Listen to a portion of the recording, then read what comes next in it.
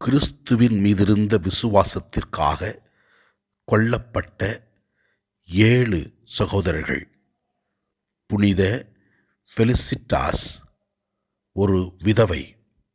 இவருடைய 7 குழந்தைகள் கிறிஸ்துவின் மீது நம்பிக்கை வைத்ததினாலே ரோமில் கிபி 65ஆம் ஆண்டு கொல்லப்பட்டார்கள்.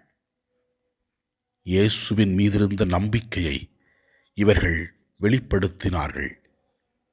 நாமும் கிறிஸ்துவை பின்பற்றி கிறிஸ்துவிற்காக நம்முடைய வாழ்க்கையை கொடுக்கும் பொழுது நாம் கிறிஸ்துவின் சாட்சிகளாக இந்த உலகத்தில் வாழ்ந்து கொண்டிருக்கிறோம்.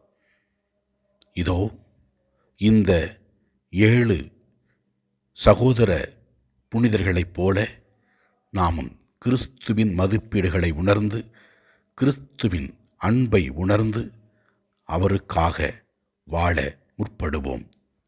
நம்மை அவர் ஆசீர்வதிப்பார்.